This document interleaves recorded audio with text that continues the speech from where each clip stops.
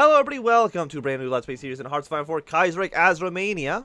So, what are our objectives in this campaign? Of course, first and foremost, we have to prepare our invasion of Bulgaria, because when the Belgrade Pact forms in early 1937, we are going to be one of the founding members, and we need to be able to invade, take over our lost territories.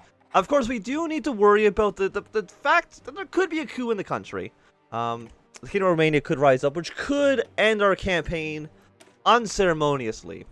We are going to do maneuvers in the Carpathians because we do want to get our way to expand the army. Mostly because we get two military factories for free, as well as some infantry weapons and research, which is quite nice. Decision available, get army and navy experience, research slots. Of course, we're going to go for our basics here. Why am I even? No, don't get this. Go for construction. Yes. So get our basics upgraded here. We have 13 factories. 4, 0, and 9. So we should be using... We should at least build one naval dockyard. We can start building convoys if we need it. We only have 20. And those could easily get sunk in the event of a war. We'll also build up, one military factory for now. We don't have that many civilian factories. So we can't really build too much. We have 2 infantry equipment here. I did try to record this video earlier, and I didn't have my microphone on. So that's a little bit of a mistake. We'll train up 3 divisions here. All of you guys who are basic divisions, we'll switch you over to these guys. The reason we want the infantry division 2 is because they have artillery in them, which is more useful for us. We'll import steel. We will import tungsten. And that should be good for our industry to at least begin here. So Romania. Following the independence from the Ottoman Empire under King Carl in 1878, Romania began a slow process of modernization and turning to the west. In 1913, it entered the Second Balkan War, tipping the balance against Bulgaria and subsequently annexing southern Zaporizhia from them. With the outbreak of the Krieg in 1914, Romania initially remained neutral, but would join the Entente in 1916, led by Karl's successor, Ferdinand. After a failed attempt to invade Transylvania, nearly 2/3 of the country was occupied by the Central Powers. Even though the army fought an effective defensive war in the last remaining holdout in Moldavia, the government was forced, following the Russian collapse, to sign the Treaty of Bucharest in 1918. The southern part of Zaporizhia was returned to Bulgaria, and the Carpathian passes were ceded to Austria-Hungary. And the country's economy became dominant by German and Austrian companies, with Romania getting the province of Bessarabia from the fallen Russian Empire in return. After the death of Ferdinand in 1927, the military managed to effectively seize the reins of government, installing the 6-year-old Michael, Ferdinand's grandson, as their puppet king, completely bypassing Karl II, the late king's disgraced son. The various groups that collaborate with the military, the right-wing Iron Guard, led by Corleo Zelia Cordano, proved to be the most dangerous. They managed to acquire more and more power within the state apparatus, eventually violently ousting the part of the military government which still opposed them in 1935, and setting Cordano up as a new president, while the young king fled the country. Cordano still rules over the divided nation, promising to restore Romania to its former greatness, draw off the shackles of his oppression, and get rid of its enemies, both foreign and domestic. I'm not too sure how great Romania was prior to 1918. I mean, they had like 2 provinces, so we can take these 2 areas. I'm not too sure how much... Like, when we go to war with Bulgaria, which will be happening in, I think, May, if we check your tree. Yeah, May 1st. So a little bit after that. We'll be able to get these 2 regions, but we do have... Yeah, these are actually core states as well, which is quite nice. I know there's ways I think we can go to war with them a little bit earlier, but I don't think that makes the most amount of sense. We want some sort of alliance before we push our way into Bulgaria. So you are... Unfortunately, like, the Romanian focus tree is a little bit old. They're all 70-day focuses, which is unfortunate. But, what can you do? Once you're done. Like, claim Transylvania doesn't really matter so much right now. Nationalizing the oil industry could probably be useful. I'm assuming our oil is getting shipped off to... Yeah, we're exporting 62 of it. I mean, we still have decent oil. 16 oil is significantly more oil than you generally would have as any country. But if we can get more of that back through nationalization, that wouldn't be really bad. Yeah, so you actually declare war on Bulgaria before we even form a faction with the I mean, I guess you're like a peaceful version of it, which we don't want to do. We want to kill you. The Conquer Transylvania is a little bit dangerous.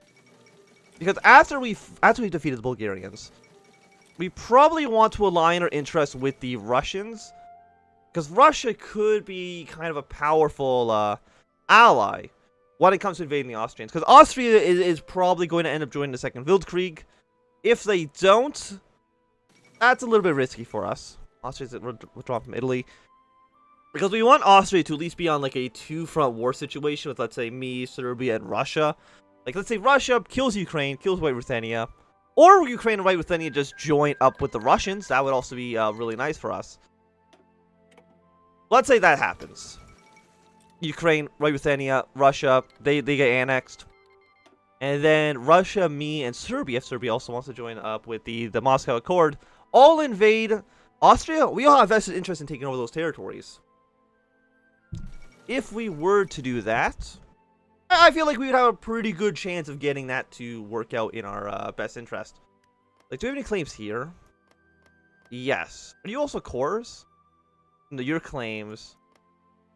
So these are claims. I'm assuming we probably have claims in here. No, you're a core state. Are you core? You're nothing. Okay. We got a handful of cores, a handful of claims. We'll be able to expand on that more once we do our focuses. And we should be in like an okay position. We're missing 85 artillery pieces. That's going to be done in 117 days. And again, we were about a year away from, not even a year, like a year and a few months from actually going to war with Bulgaria. So we should have more than enough time to actually train up our military. You're missing 4.7, but that's going to be resolved. If you would tell me. Yeah, 310 days. More than enough time. Nikolai Orga. Nikolai Orga, a prominent Romanian historian and intellectual, has been a thorn in the side of the Iron Guard since we've taken over. Rumor has it that he and others like him have found a secret intellectual group, the Bucharest Circle. Well, let's stop him, because history is for nerds, and we're not tolerating nerds right now in Romania. You are stability. I don't think we need that quite yet. We're going to expand the army. We also get some land doctrine research out of that as well. Mostly I want the 2 military factories. Always nice to have free factories. What else do I actually get from our focus tree later on? Armor research. I don't think that's as meaningful. Attack and defensive core territory is not bad. But we only get this. We don't need. Okay, we don't need to actually claim Transnistria. Rebuild the country. You get some more factories there. Crush the monarchist. We haven't avoided the civil war yet. We might need to entrench the party for that to actually... do we need all 3 of those? No, we just need to establish you, which I'm assuming is probably something similar to like the secret police.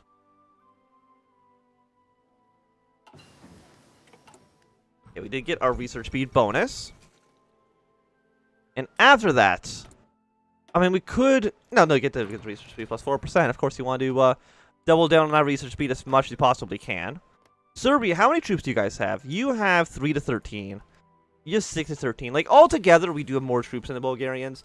Individually, we don't. Individually, we might be completely screwed over. But a combined effort from all 3 of us, and maybe the Ottoman Empire as well, depending on how things go with them, could prove useful. We have a new pope. You are... Stephen here. Okay. Not that I think that matters too much for us. We're doing austerity. Did Black Monday actually not affect us at all? I guess not. We have like 1 national focus. Or 1 national spirit, I should say. Just a monarchist threat. The 10% instability debuffs, a little bit of political power cost, but nothing really too bad.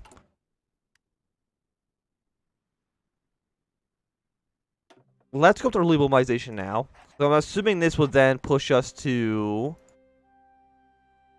wherever. Where was that? Oh, it actually doesn't increase. It just makes it okay. Well, hey, it's fine. It's fine. I thought it actually pushes over to partial mobilization for free, but it does not do that, unfortunately. But I mean, I guess giving us a refund isn't as bad. It's essentially the same thing, giving 100 political power. So I can upgrade it myself, or it's the same. It's effectively the same thing. So I'm not too worried about anything like that. Our navy is garbage. which is not a huge surprise. Bulgaria, what's your navy like? 14 to 29 ships, so no matter what, you do just immediately outclass us, which is a bit of a worry. Do we know what Ukraine is doing? Because knowing what Ukraine's plans are is important. Because they go, you know, if they go kind of syndicalist, that matters. If they go with the Russian nationalists, that matters. If they just stay with the Germans, that matters. There's a lot of things here that do matter for us. Yeah, we'll go for anything concentrated industry. It's kind of the one I've been kind of leaning towards a lot more recently. Whether or not that's a mistake, I don't know. We got Romania, Ukraine. We're probably going to need to help out the Russians invade Ukraine. In cooperative capitalism, you've gone with the Social Democrats, which I believe means that you could end up having your civil war, which could lead to Russia joining the Internationale, which I guess isn't so bad. Mostly because we're still in a good war with Germany and the Austrians. Because I think we get some claims over here as well, right? Do we get claims in Hungary? I don't know. Not Hungary, in Ukraine. Yeah, we do, right here. Claims Transnistria. So I mean, we have interest in attacking the Austrians and in attacking the Reichspakt. It really depends. I mean, I guess if Ukraine goes independent, we can probably invade them significantly easier. Like, how many troops do you guys have? 11 to 57? More than I have. So I can't do that one alone either, probably. Like, I would need some sort of other backing from another power. Again, more than likely the Russians. Oh, we did actually finish our naval dockyard. We'll just go for convoys on you. I think that makes the most amount of sense. Just slowly build those up. We're not going to import another steel just to build the convoys a little bit more effectively. I don't think that's really necessary. Even though we probably will need it once we get the infantry equipment and the national focus to give us 2 military factories. Your 1937. Excavation tech, I don't think is something that we need. Radio. Let's just go for you guys. Support weapons, which we were researching a little bit earlier. And what's going on with China? Anqing, or the Nanjing clique is being completely destroyed. Left KMT and Anqing are doing a pretty good job in dealing with them. Other than that, it looks like the Qing have stayed on to their throne. Persia has gone socialist. So they could have an alliance with the Bahari Commune, depending on how things go in the future for them. And you guys have achieved a majority. Okay, just regular syndicalists. I don't think you guys are doing anything too surprising. The Nordic countries just kind of seem to be doing the usual. Okay. And do we know what's happening in the US? The breakout of Bucharest Circle. We're purging some intellectuals. Research speed minus 10%. Okay, that kind of sucks, but you know what? It's okay. I'm assuming that is going to hopefully avert the civil war. I'm assuming that they're supporting the monarchists, which you absolutely cannot allow in this country. So Anjing clique has capitulated. Our manpower is low. So it probably would be nice to get our way up to extensive conscription when we possibly can. Probably when we hit 100 political power, we'll be doing that one. The training time plus 10%, really, I don't think is that bad. We're now slowly getting our supply of artillery up. What about you? 172 days. It is not that bad. It's not that bad. Let me just see. So we could easily take this territory. We can probably surround these 2 units, take over this region. We have a small gap here. We have a small gap here. Taking Vadin and the fort would also be pretty nice. Like, Serbia has claims on these 2 areas. Greece has claims on these 2 areas. It has claims on all 3. I mean, so did the Ottoman Empire, though. The Ottoman Empire has some claims here as well. So we'll see if they want to push into Bulgaria. I don't know if it matters so much to us. Because Greece probably is not going to be joining up with the Russian faction. They're probably going to leave and then eventually join up with the Entente. Which is fine. I don't think there's any way we can go into conflict with the Entente at all. Not that I can think of, at least. Okay, we got 2 weapons factories. We will then go for land doctrine, infantry weapons. You would be nice, but I don't think you matter so much at this exact moment. Mostly because I'm not researching any infantry equipment anytime soon. So we can hold off for maybe like 2 years, because I think that's when the 1938 is when we actually get the boost.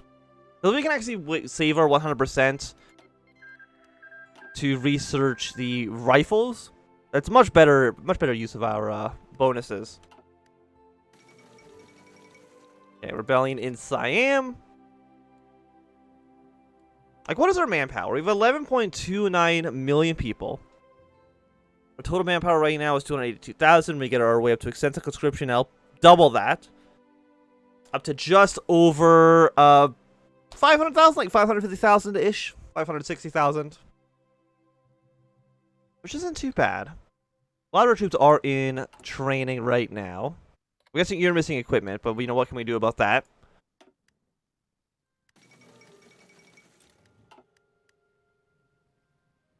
If 1, 1, 1, 1. Like, you're not that powerful. What are you guys doing? Some restructuring. You're defending the nation. You're doing a professional army. So you have gone with Dissolve the Rada. And what is that? Peasant state. Ukrainian unity. I believe that's kind of just sticking with... I guess actually we don't know, because it doesn't say the kingdom survived already. So maybe something can still happen here. You're not going with the Russian. You're not going with the nationalist. So I'm assuming you are just kind of the Reichspakt. Just staying with the Reichspakt, which is fine. Kind of. I mean, if Lithuania or White Ruthenia decides to join up with the Russians, I would not mind that at all. I think in the Qing campaign last time, we did see Lithuania have a pro-Russian coup. So I wouldn't be opposed to that at all. Okay, manpower is low. We're getting 344 new troops every single month, which isn't a ton, but about every year we get an extra 4,000 men, which is like half a division.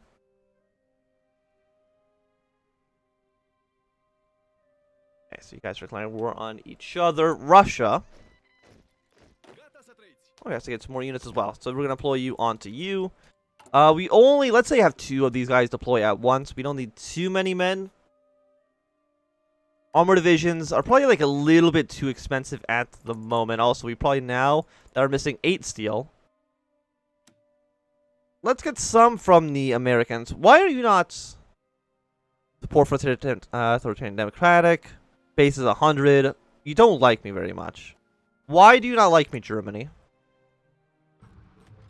Most of us different ideology.